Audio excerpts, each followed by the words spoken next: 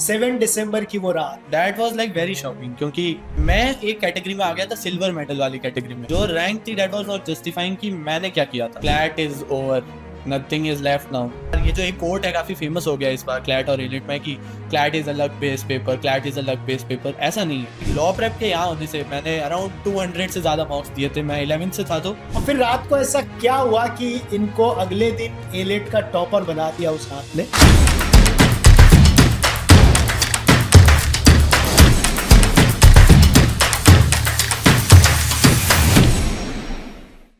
Hey everyone, I'm Sagar Joshi, founder Law Prep Tutorial. Today we have Rujan with us, and Rujan has secured All India rank 46 in ALET. So Rujan, many congratulations. Thank you so much sir. रुझान, आपका law में रुझान कैसे हुआ?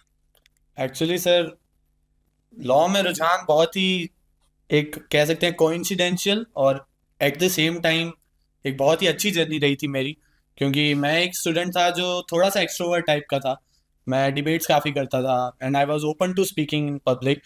तो उस वे में मैं अपने आप को थोड़ा सा ज़्यादा मानता था कि हाँ, मैं लॉ के लिए एलिजिबल हो सकता हूँ। But proper way regarding CLAT करना है, ये जो है that was something that was influence by my mom. मेरी मम्मी ने मुझे बताया था कि ऐसा ऐसा कोई एग्ज़ाम होता है। सो वहाँ से मेरा क्लैट की तरफ आया। And law as a subject and law as a career जो है वो मेरे जो बड़े भैया है वो भी उन्होंने एनएलयू ओडिशा से वो पास आउट है। So all of this factor combinedly just push me, just made me into law. Wonderful. So इनके मदर ने इनको इंस्पायर किया क्लैट करने के लिए, और बहुत ही रुझान के बारे में मैं बताना चाहता हूँ। Is very energetic, very smart, very confident, very dynamic, and as he said कि is very extrovert and always open to speak and interact with, he loves interacting with people. And इसीलिए बहुत स्मार्ट है, बहुत handsome है। हम इसे कहते हैं ब्लैक रोनाल्डो। तो बहुत ही स्मार्ट है ये, और बहुत अच्छे से कनेक्ट करता है, सबसे बात करने की कोशिश करता है, बहुत कॉन्फिडेंट है। और शायद possibly a born to be lawyer. हाँ, ज़रूर, अब तो ऐसा लगता है कि हाँ शायद मैं बन सकता हूँ लॉयर, लॉ के लिए बना। तो इनकी जो आर्ग्यूमेंटेटिव स्किल्स है, इनका जो कॉन्फिडेंस है, जो डायनामिज्म है, या जो इनका हर चीज को इंटरप्रिटेट करने का जो इनका स्किल सेट है, ऑब्वियसली इनको लॉ में बड़ा हेल्प करेगा। बट देखिए, चीजें इतनी आसान नहीं होती है। 7 दिसंबर की वो रात जब क्लैट का रिजल्ट आया, since he was one of the topper student, he was very meritorious, he used to score very good in the mocks, and he was among very topper student, and इनका expectations था कि CLAT में भी मेरा बहुत all India rank अच्छा आएगा। जब प्रोविजनल आंसर की तो 95 से भी ज्यादा मार्क्स आ रहे थे। लेकिन ऑल ऑफ अ सडन जब 7 दिसंबर को लेट नाइट क्लैट का रिजल्ट आया, उसके बाद इनको पता चला इनका स्कोर हो गया 87 और रैंक हो गया 1000 से भी आगे। एंड उस सिचुएशन को पहले तो आपको कैसा लगा, और फिर आपने क्या सोचा उस सिचुएशन में? एक्चुअली सर, ये बहुत ही ज़्यादा अनएक्सपेक्टेड था क्योंकि एक तो कंसोर्शियम ने कहा था कि हम तो 10 तारीख को रिजल्ट रिलीज करेंगे। तो वो तो कोई चांस ही नहीं बन यू रहा आर था नॉट रेडी फॉर दैट। हाँ, वो तो चांस ही नहीं बन रहा था कि सर वो कोई sudden all of he sudden result निकालेंगे। मैं और कल एलेट का एग्जाम भी था उसके next day. So I slept very early that night, like around 9:30 PM। And suddenly my this phone started to vibrate. Like मेरे दोस्तों ने फोन करना स्टार्ट किया and they just called me by rank rank rank. मैंने कहा कैसे आ सकती है यार, आज तो 7 तारीख है। और फिर मैसेज भी देखा टेलीग्राम ग्रुप पे, लॉ प्रेप पे, फाइनल आंसर किया, क्लैट 2025 रिजल्ट। मैं यार ये तो हार्ड चीज़ हो गई। एंड फिर मैंने जब रिजल्ट देखा तो that was like very shocking क्योंकि मैं काफ़ी ज़्यादा मार्क्स एक्सपेक्ट कर रहा था। And I thought provisional answer की में जो आंसर्स चेंज होंगे वो उससे शायद और मेरे बढ़ फेवर जाए। में चले जाएंगे। But all of a sudden जितने भी चेंजेस हुए वो सारे मेरे माइनस में गए। तो वहां से एक बहुत सडन शॉक लगा क्योंकि 1000 से भी ज्यादा रैंक आई तो। आप जल्दी सोना चाहते थे सुबह अच्छा परफॉर्म करने के लिए, फिर आप सो पाए? नहीं सर, मैं फिर वो पूरी नाइट नहीं सोया हूँ। उसके बाद लाइक वो काफी मैंने सोचा, और बहुत ही लंबी नाइट वो एज अ टाइम के हिसाब से वो शायद 7-8 घंटे की नाइट थी, बट वो ऐसा लग रहा था कि लाइक एंडलेस नाइट है, ये कोई खत्म ही नहीं हो सकती है। एंड ये तब और ज्यादा बढ़ जाती है व्हेन यू एक्सपीरियंस कि आपका साथ देने के लिए कोई नहीं है उस टाइम। Very true. क्योंकि रुझान यहाँ अकेले रहते थे। ये इनके ये बिलोंग्स टू नागौर। तो जोधपुर के पास एक जगह है नागौर, जहाँ ये बिलोंग करते हैं। नागौर फेमस है, हनुमान बेनीवाल जी की वजह से फेमस है। इनके रिलेटिव भी है हनुमान बेनीवाल जी। तो उन्होंने बड़ा नाम रोशन किया है नागौर का पूरे देश में, दुनिया में। तो यहाँ पे ये रूम लेके अकेले रहते थे, और पूरी रात ये अकेले थे। और फिर रात को ऐसा क्या हुआ कि इनको अगले दिन एलेट का टॉपर बना दिया उस रात ने। तो चलिए पूछते हैं इनसे। सो एक्चुअली सर उस रात को ब्रॉडली वे में दो चीज़ें हुई थी। एक सेक्ट हो गया था स्टूडेंट्स का, जिनका जो उनको एक्सपेक्टेड था वो उनको रिजल्ट आ गए थे and they were literally very happy with their result. एक सेक्ट हो गया था स्टूडेंट्स का कि that were disappointed through the result कि यार कम आया। और लाइक मैं एक कैटेगरी में आ गया था, सिल्वर मेडल वाली कैटेगरी में, कि not entirely worst but my preparation को जस्टिफाई नहीं कर रही थी। वो जो रैंक थी दैट वाज नॉट जस्टिफाइंग कि मैंने क्या किया था। तो वो जो है वो फेस करना बहुत हार्ड हो जाता है, क्योंकि एक तो होता है कि आपको एक्सपेक्टेशन ही नहीं है कि अब मेरी कितनी रैंक आएगी। So that doesn't give you a lot of stress about rank. But when you know कि यार I am deserving an rank under 200, even under 100, and then after you achieve 1000, वो बहुत एक सडन लगता है। तो फिर काफी देर मैंने सोचा, और लाइक दुष्यंत सिंह जिसकी 44 आई थी क्लैट में, उससे मैंने काफी बात करी उस रात को। लाइक वो वी आर बेस्ट फ्रेंड्स यार। मैंने उससे बात करी, उसने मुझे काफी समझाया कि ठीक है अभी तो जो हुआ, अब CLAT is unchangeable, result is unchangeable, rank जो है वो तो अब कांस्टेंट वही रहेगी। मैंने उस रात को ये सोचा कि अगर मैं बाकी सब स्टूडेंट्स की तरह इसी गिल्ट में रह गया कि यार CLAT is over, nothing is left now, तो फिर जो कल एग्जाम है जो शायद मैं कर पाऊँ, क्योंकि मेरी इंग्लिश काफ़ी अच्छी थी। तो मैंने सोचा कि अगर मैंने भी यही सोचा सबकी तरह कि यार गिल्ट है, नहीं होगा नहीं होगा, तो फिर मैं भी उन्हीं सेक्ट ऑफ स्टूडेंट्स में आ जाऊंगा जो रियल में हार गए। But I still had a chance tomorrow. तो मैंने वापस बुक्स उठाई उस रात को। मैं कहा एक क्लास थे, एक क्लास रात पढ़ लेते हैं, क्या ही होगा, हार्डेस्ट टू हार्डेस्ट उसमें भी नहीं होगा, बट एटलीस्ट ये रहेगा कि यार चलो ट्राई तो पूरी करेंगे। ग्रेट। देखिए ये स्पिरिट एंड बहुत कुछ सीखना चाहिए जो भी ये देख रहे हैं इस वीडियोस को, स्पेशली वो स्टूडेंट जो प्रिपेयर कर रहे हैं या करेंगे, या एग्जाम को जो फेस करेंगे। देखिए इन्होंने जब रिजल्ट देखा बहुत अनएक्सपेक्टेड था, डिसहार्टनिंग था, डिसअपॉइंटिंग था। लेकिन उस डिसअपॉइंटमेंट से आगे सोचा इन्होंने कि नहीं, अब मेरे पास एक और मौका है। अपने आप को रिकलेक्ट किया, रेजुविनेट किया, अपने आप को वापस रिचार्ज किया, और पूरी ताकत से जुट गए उस अगले दिन के एग्जाम की प्रिपरेशन में। और उस दिन ऐसा परफॉर्म किया कि आज यहाँ बैठ के ये उस कॉन्फिडेंस की वजह से आज यहाँ बैठे हैं, और कई लोगों के लिए एक इंस्पिरेशन बन रहे हैं या बनेंगे। तो ग्रेट जॉब डन। एंड बहुत ही आपने शानदार ये काम किया कि आपने अपने आप को गिव अप नहीं किया, सरेंडर नहीं किया, आपने बाउंस बैक किया, फाइट बैक किया, और अचीव किया। क्या आप एलेट थोड़ा डिफरेंट है, और कई लोगों का टारगेट सिर्फ एलेट या एनएलयू दिल्ली होता है। वो नहीं चाहते कि वो क्लैट में जाए, एनएलयू दिल्ली ही जाए। तो क्या स्पेशली स्पेशली क्या करना चाहिए एलेट क्रैक करने के लिए, उसके लिए कुछ आप बताना चाहें अपने एक्सपीरियंस जो जर्नी आपकी है उससे। ब्रॉडली अगर हम एक बहुत ही इंडिपेंडेंट वे में क्लैट और एलिट दोनों को देखेंगे, तो इनकी जो प्रिपरेशन है उसमें कुछ बहुत ही ड्रास्टिक चेंजेस की एक नेसेसिटी नहीं होती है, क्योंकि majority of the portion English हो गया, लॉजिकल रीजनिंग, लीगल हो गया, जीके हो गया।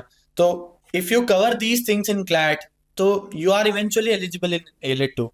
थोड़ा सा एलिट में फैक्टर होता है कि आपको आपकी जो स्पीड है वो आपको क्लैट वाले पेपर से थोड़ी सी ज़्यादा रखनी पड़ेगी, क्योंकि there you have to solve 120 questions in 2 hours. यहाँ पे आप वहाँ यहाँ पे वो जो इक्वेशन है दैट कम्स टू 150 क्वेश्चंस पर 2 आवर्स। तो एलेट में जो चीज़ डिफरेंट करनी है वो ये है कि you have to practise a section analytical reasoning, जो कि क्लैट में भी आया था इस बार, काफ़ी अच्छी आई थी वो, काफ़ी अच्छा आया था उससे रिजल्ट। बट एलेट में वो प्रॉब्लम नहीं होती है जो क्लैट में होती है। सो इंडिपेंडेंटली आपको थोड़ा सा ज़्यादा एआर में जो है, थोड़ा सा ज़्यादा आपको एआर में रखना पड़ता है अपना। और एआर के टॉपिक्स जो है, अगर आप एक अच्छी कोचिंग से हो, लाइक लॉ प्रेप से जहाँ रौनक सर थे, यहाँ पे सोनिया मैम, इन्होंने लाइक मुझे जो मेरी रीजनिंग सेक्शन था जो 70 पार्ट्स का होता है, लाइक वो कट थ्रोट गेम होता है, 70 मार्क्स पे ही आपको GK and reasoning is something that provides you an edge in AILET.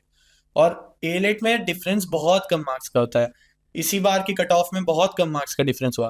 तो आपको रीजनिंग जो है अपनी उसको टॉप नॉच रखना पड़ेगा, and focus on the basics. जितना ज्यादा आप अपने आप को ब्रॉड करोगे, फिर वो अगले दिन उतना ही गिल्ट होगा कि यार ये भी नहीं किया, ये भी नहीं किया, ये भी नहीं किया। तो जो एस्टैब्लिश्ड वेज है, जो बहुत ही बेसिक चीजें हैं एनालिटिकल रीजनिंग की, वो करो, प्रैक्टिस करो। और if you are preparing for क्लियर, if you are preparing for CLAT through your heart, there is absolutely 100% chance of getting an E-Lit because main syllabus same है and it is very manageable to do that ER section in particular. अच्छा, जैसे बहुत सारे बच्चों का ये perception रहता है कि अगर क्लैट प्रिपेयर करना है, क्योंकि आजकल बच्चों में ट्रेंड है कि वो 11th के साथ साथ शुरू कर देते हैं, तो सभी बच्चे 11th के साथ ही मोस्टली बच्चे प्रिपेयर करते हैं और वो सोचते हैं कि ह्यूमैनिटीज ही लेना चाहिए या ह्यूमैनिटीज से ही क्लैट का प्रिपरेशन होगा, या पीसीएम या पीसीबी लेंगे तो हमें टाइम नहीं मिलेगा और हम क्लैट की प्रिपरेशन नहीं कर सकते। आपके पास पीसीबी है, एडिशनल मैथ्स भी है, तो ऐसा क्यों? एक्चुअली ये बहुत जनरलाइज अजम्पशन बन चुका है कि if you are preparing for CLAT तो आप बीए ही करो, आप आर्ट्स के ही सब्जेक्ट लो, but that isn't something necessary, क्योंकि वो वहाँ कुछ नहीं मांगता है आपसे। एंड अगर हम ध्यान से देखें तो if you just devote some hours of your week in particular for PCMB, और even you can take commerce for this. PCMB से जो मेरा पर्सनल जो था लेने का, वो ये था कि जब मैंने जो पहला YouTube वीडियोस कुछ देखे थे क्लैट से related, when I was searching for information, तब मैंने देखा था कि NUJS कोलकाता और NLIU भोपाल में BSc LLB का एक कोर्स जो है वो ऑफर होता है।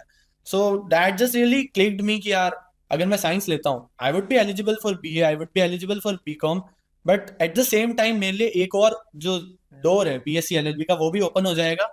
ऑल्दो आप कौन सा सब्जेक्ट लेते हो ये बहुत ज्यादा ही हार्ड एंड फास्ट जो आपका उस स्कोर को डिटरमाइन नहीं करता है।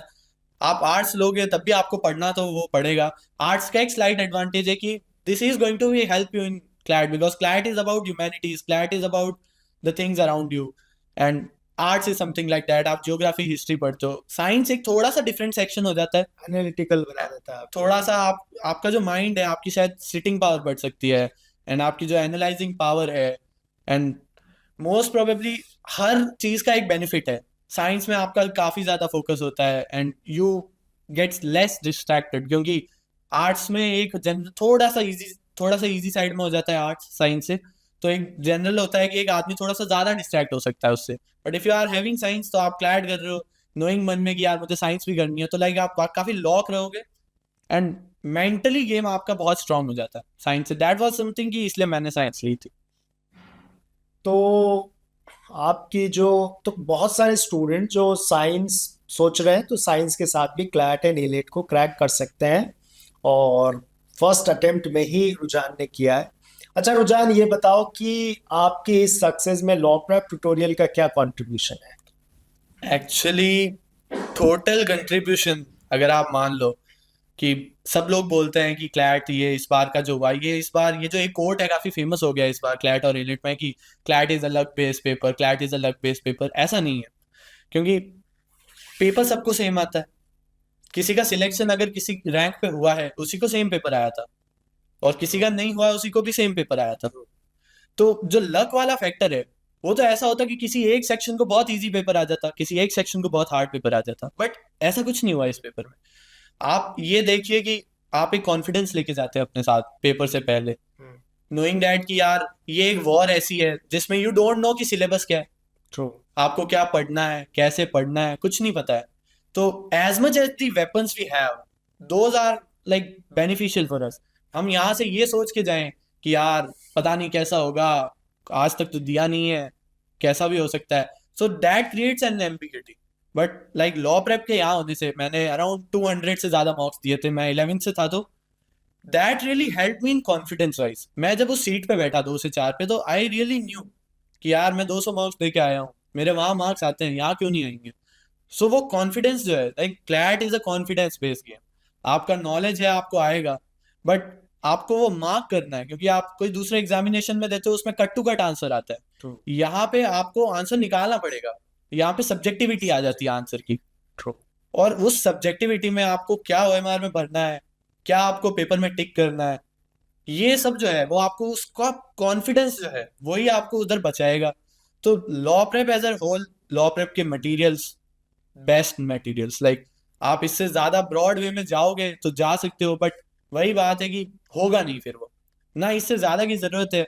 लाइक वही है कि खाना तो 2 रोटी में भर सकता है पेट, बाकी तो अपन ऐसे ही खाते हैं। ठीक बात है। और मेंटर्स, स्पेशली लॉ प्रेप के मेंटर्स, अनुपमा मैम हो गई लीगल के लिए, मुकुल सर हो गए, Sonia ma'am for English and logical reasoning, mega ma'am for logical reasoning, Harsh sir for legal reasoning.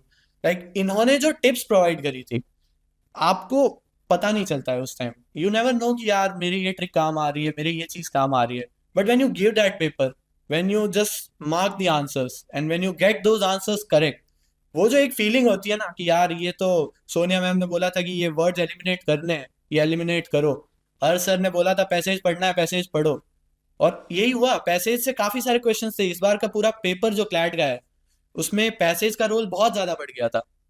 तो तो आपकी सक्सेस में मेंटोर्स का बड़ा मेंटोर्स का बहुत ज्यादा, लाइक वो जो मेंटल स्टेबिलिटी प्रोवाइड प्रोवाइड करते हैं। कभी भी आप डिमोटिवेट हो गए तो आप सागर सर या मुकुल सर के पास चले जाओ कि सर डिमोटिवेशन हो रहा है, मार्क्स नहीं बढ़ रहे, मार्क्स रुक गए। तो वो जो एक मेंटल स्टेबिलिटी और ऐसे प्रोवाइड करता है कि हाँ यार, हम काफी सारे टीचर्स की पावर्स लेके वहां पे उस एग्जाम सीट पे बैठने जा रहे हैं, that clears the game for you, that is the edge for you. So अब आप एनएलयू दिल्ली ज्वाइन करोगे, क्योंकि क्लैट में भी कॉलेज तो आपको मिल ही जाएगा ठीक ठाक। अब तो एनएलयू दिल्ली 100%। एनएलयू दिल्ली जाएंगे।